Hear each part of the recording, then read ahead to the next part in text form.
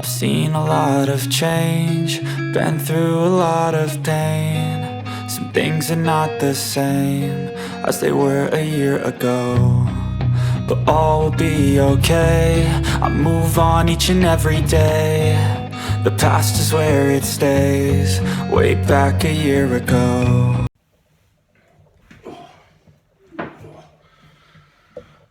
Hello everybody, Dave here for the next episode of Dave Gets Shaftheadgrip, as I would appear to have called this series, where, as you can see, I have a new toy.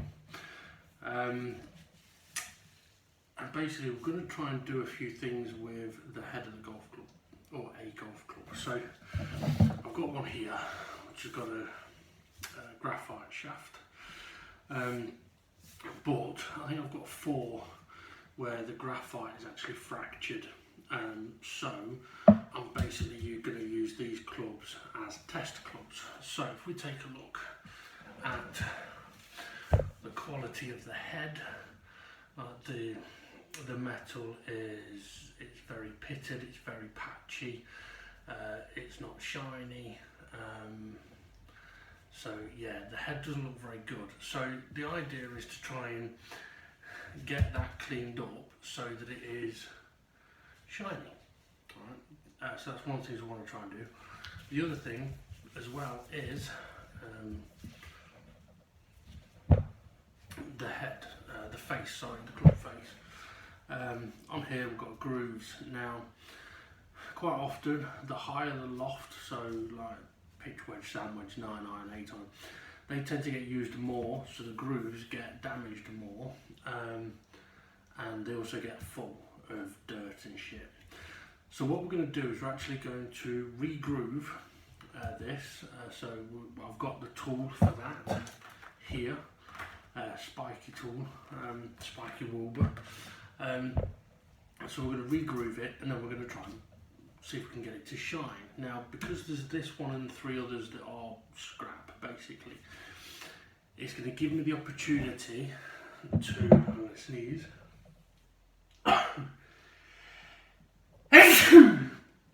excuse me, it gives me the opportunity to try a few things out.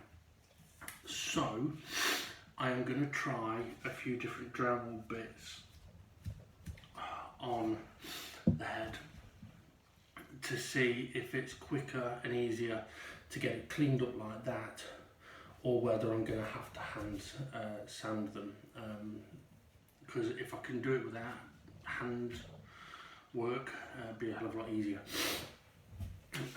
Okay, so my new toy, I've not used it yet, but I'm very happy with it so far.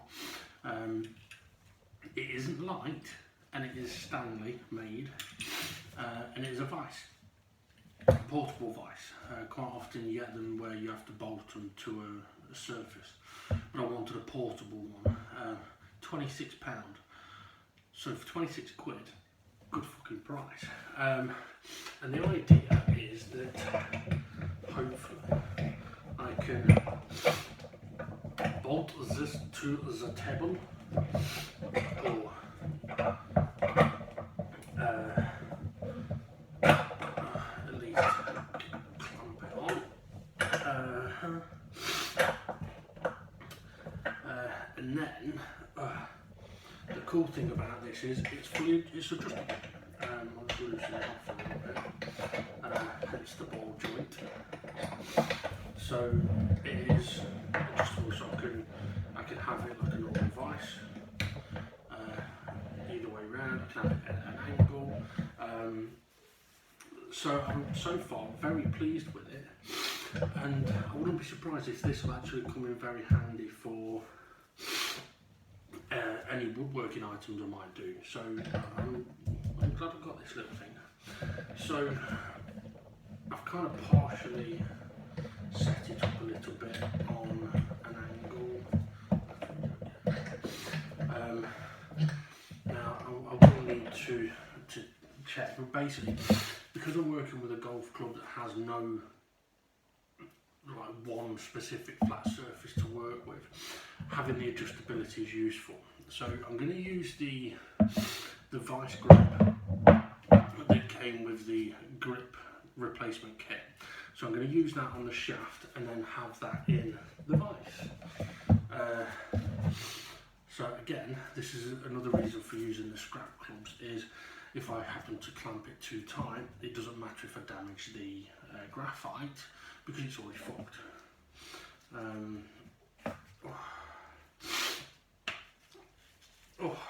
So what I want to be able to do is have the club positioned so that I can basically have access to all the sides. Now, let's see if we put it in that way.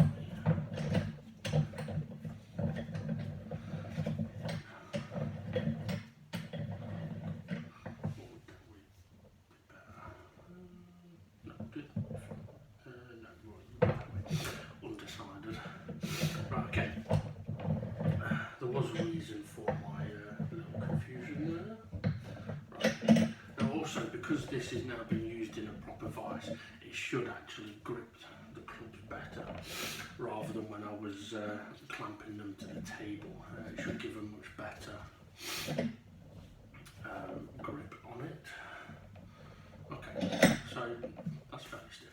So what this will allow me to do is it'll allow me to position the club to be able to polish the sides that I see, but then if I wanted to work on the face which is over there, I can adjust this so that I can then, if I want, work on a flat surface here.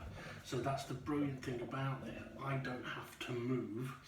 I can let the vice do the moving for me. So things like I'll adjust that.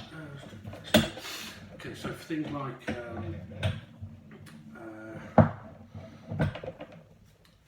doing the grooves, I know you can't really see me. I keep putting my head out of shot.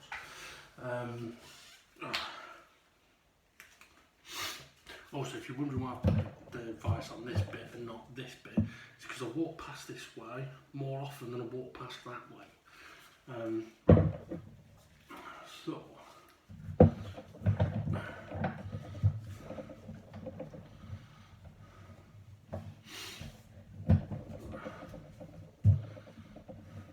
might not be able to have to do it the other way around.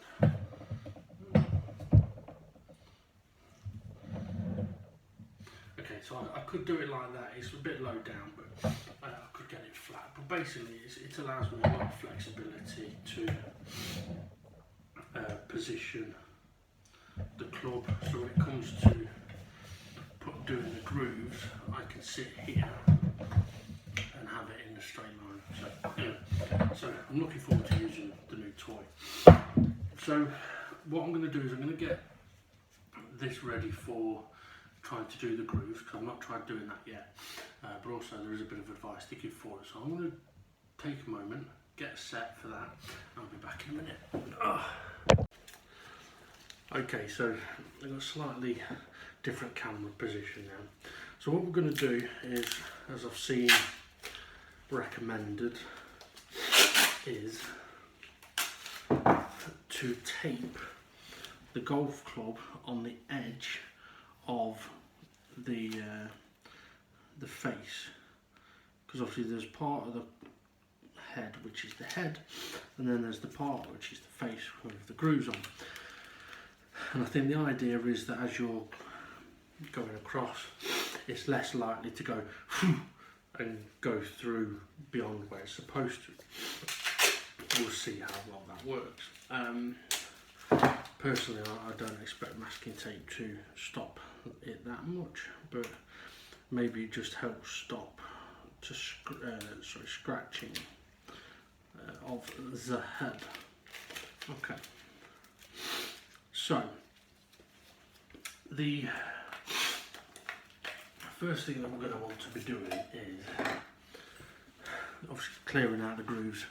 Now, this has a number of different groove sizes, and I have absolutely no idea which one to use. There are no instructions with it, so I'm kind of just going to have a look at what seems to fit nicely. Okay, that's too fat. That one's definitely too fat.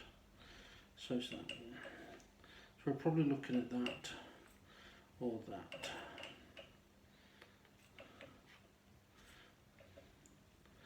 Okay.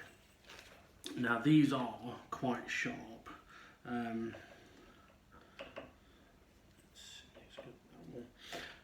So I do want to be a little bit careful. Now,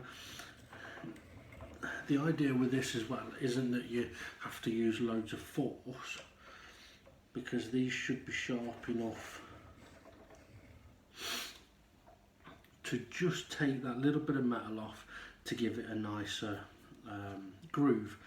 Now, one of the things they say apparently in the golfing world is that you can make these grooves really deep and the edges really sharp using one of these, but it's actually illegal to go too far with it.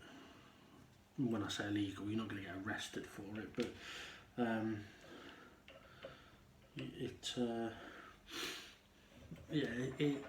okay, this isn't classed as a cheat, but going way too far with it would be, because obviously one of the things the grooves does is it grips the ball as you hit it, and that's what gives it spin.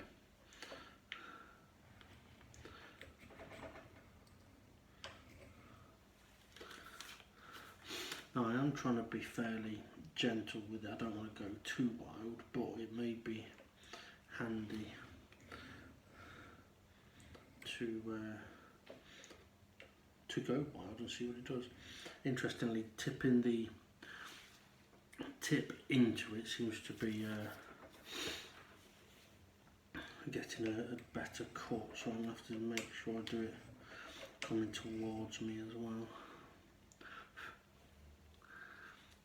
Now, considering that the clubs are metal, it's quite impressive that this little tool is basically shaving metal off.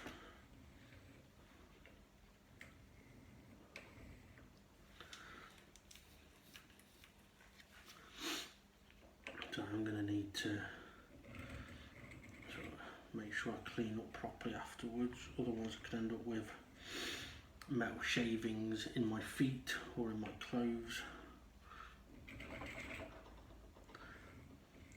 I am going a bit slow with this. You can do it a lot quicker, but I've never used it, so I just want to get an idea of how much force I need to use. And looking on the camera, I mean, I can see on the camera, you can clearly see that these are lighter. So that is basically the grooves being cleaned and being recut. I don't know how much you'll really get to see of this. Okay, the masking tape is not helping.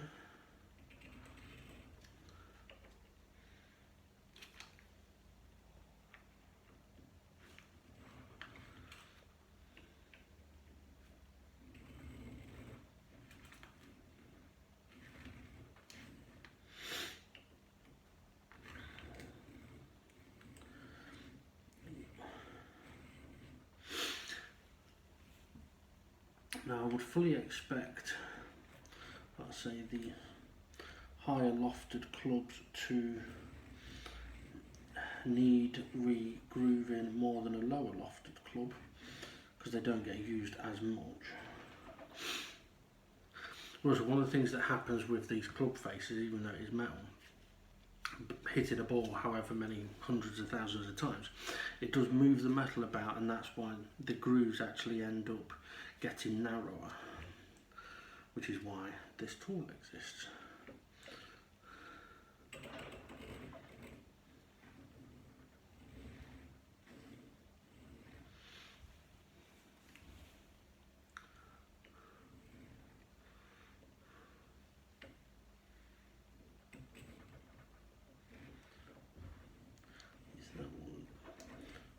feeling quite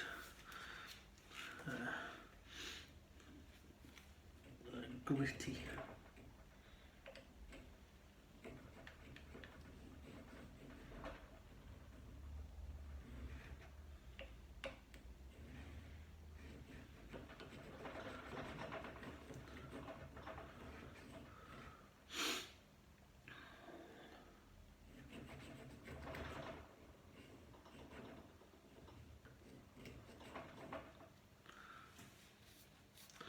It is quite impressive at how much metal it is actually shaving off.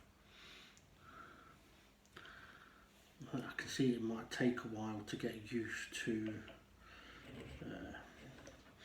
how much I would need to do here.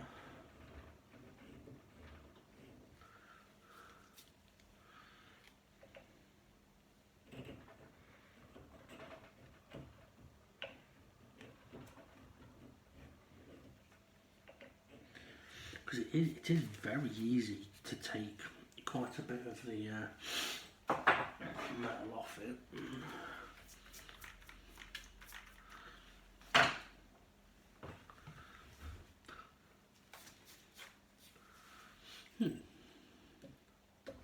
Now, like I say, I don't know how well you can see. Interestingly, it still looks like they're cleaner, but then this is the part where that normally hits the ball. So on the main set that I've got that I want to do up, the club heads were black, but going sort of across here, this area is silver from where the ball has been hitting it. I'm just going to try one of the fatter grooves. Oh, that didn't feel very nice. Yeah, I didn't like that. Okay.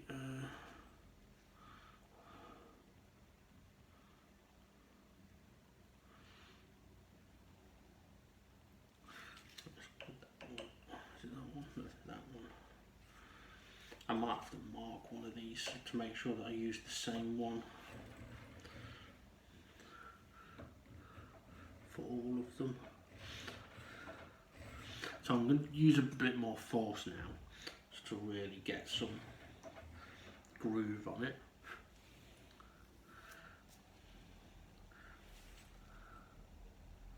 Yeah, I think that one's too wide. And when I say wide, I don't mean wide like that. I just mean the triangle was wider, not necessarily the tip. So that one would appear to be a narrower triangle, even though the tip isn't necessarily as sharp as that one.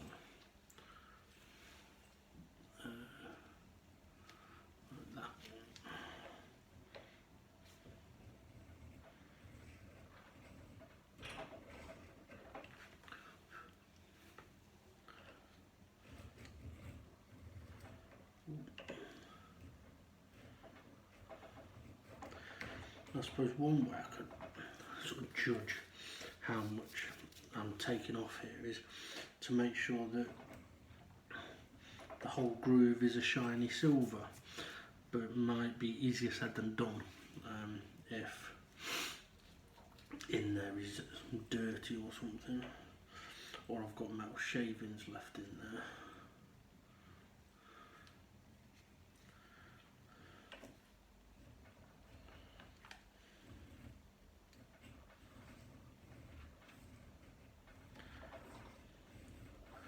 It's an impressive little tool though.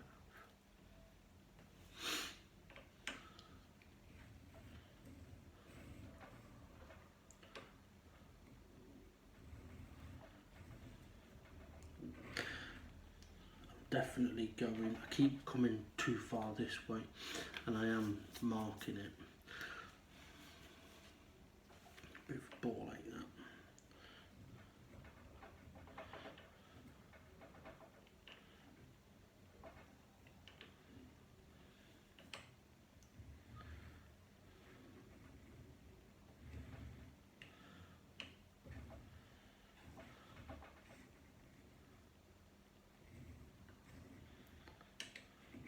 Oh. bulky.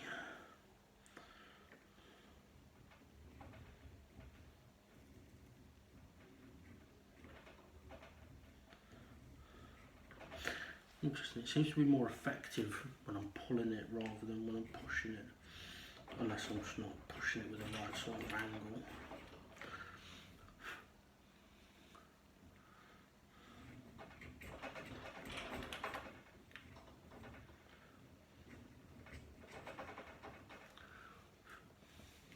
Now, I shouldn't really be blowing the metal, but I'm going to vac up once I've done. I think when I get into this a little bit more, I'll have the vac on, but also I don't want to just have the vac sat there humming away for ages today.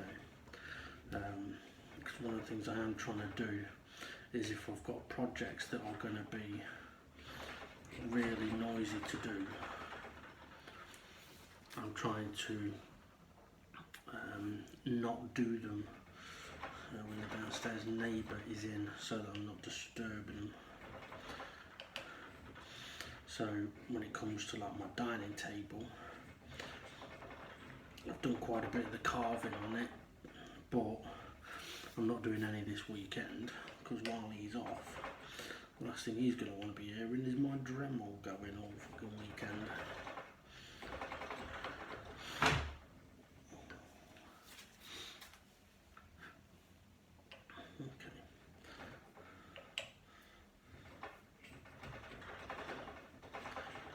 I feel a little bit like I'm getting a bit more of a grip of what it's doing. It's definitely more effective when I pull it to me, or give it an angle when I'm pushing it away.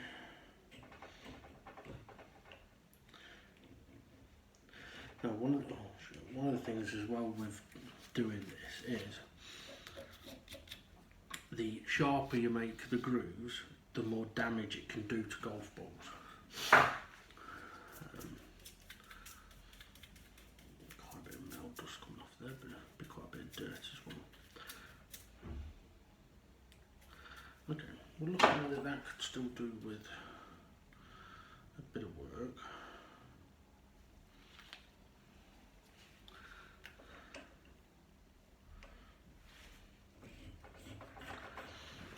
So let's not be as shy.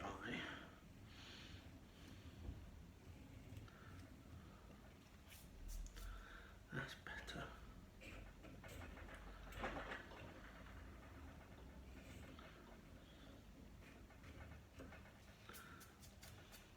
See, that's a much better cut.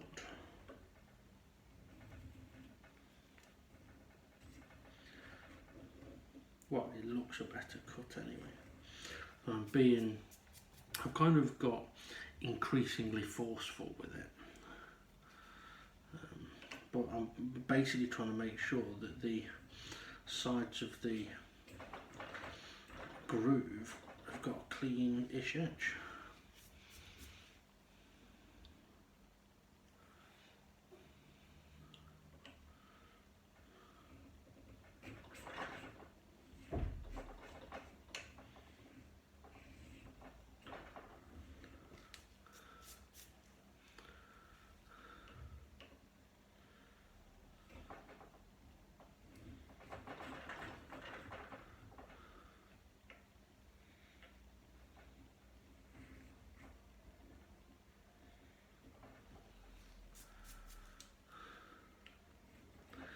Now, I do think that these clubs are probably in a worse condition groove-wise than the main set that I'm doing, but I have got some clubs that may be in a worse condition.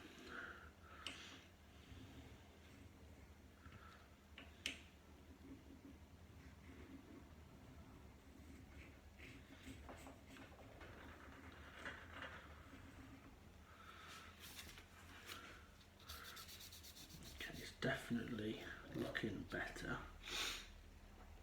It is starting to look like I've got cleaner grooves.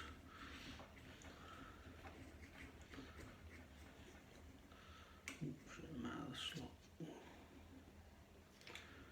Oops, and again.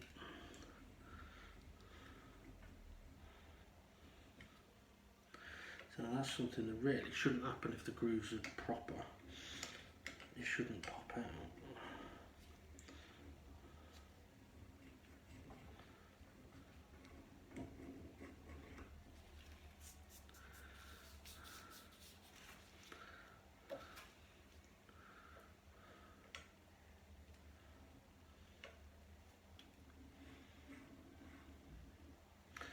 I'm just thinking as well, the angle, twist angle that I have on it could have a big effect as well, because it could be the difference between one side of the thing getting carved and the other side not, which is what I think has happened there.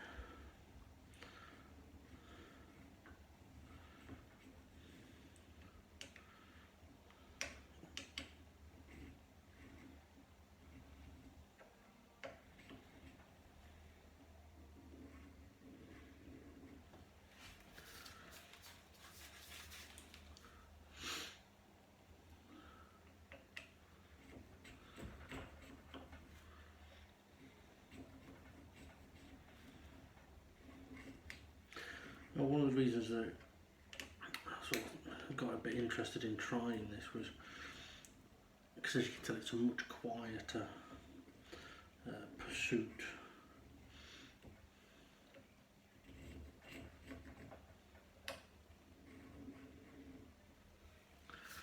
Okay, well, these are definitely starting to look better. Yeah, making sure that I'm not just fully tilted one side or the other. Important. That feels like there isn't even a groove there.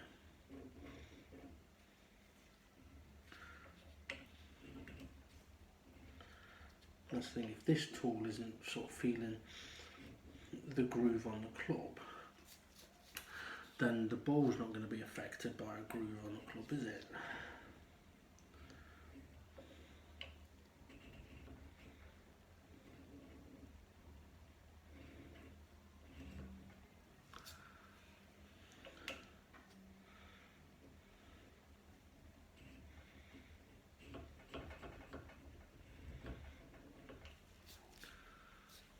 Okay, right, in a sec my phone memory's going to run out, so I'm going to go and upload the video file to the computer.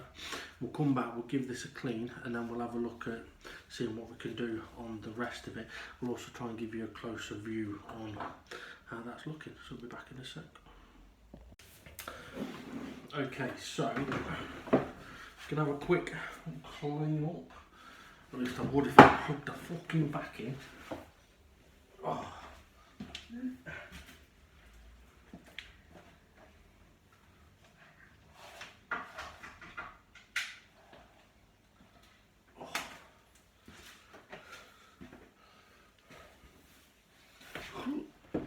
Right. Ow.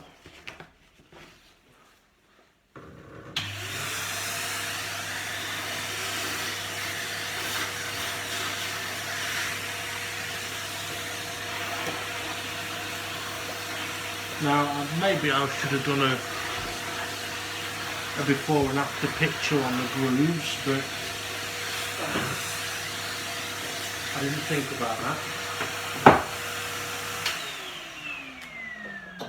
Okay, so let's see. Take the tape off, so I want to see how badly I went beyond it. Not too bad. Okay, so I'm just going to quickly take this out of here so I can show you the grooves a little better.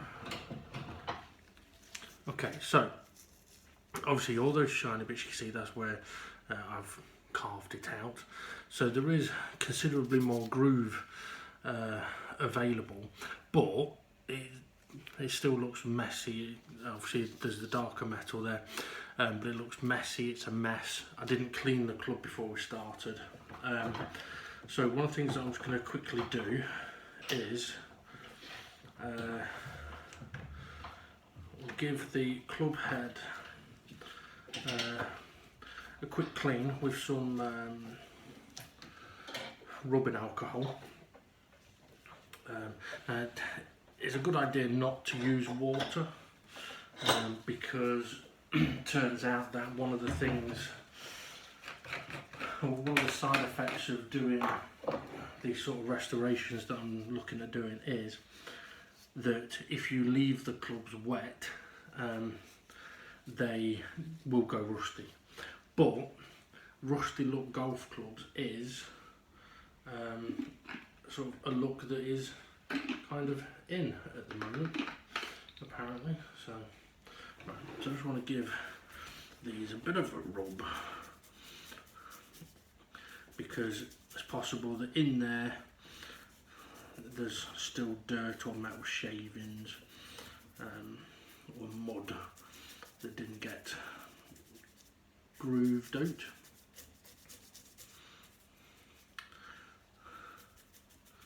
Okay. So I think what I'll probably do on future clubs is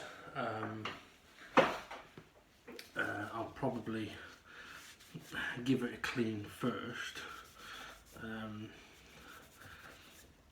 because then we've got a much better chance of seeing, like making sure that we're not just dealing with dirt. So you see in some of these grooves there is still dark markings in there. Now if it's dirt, then obviously I've not cleaned it very well. If it's metal shavings, I've not cleaned it very well. If it's where I've not done the grooves properly, then I would know to do the grooves better, because a lot of the clubs will have paint within the grooves. So for example, there's, I don't know, you probably can't see it, but this one, 1, 2, 3, 4, 5, 6 from the bottom, it's actually got a very dark groove all the way through, so it's probably not been carved out properly.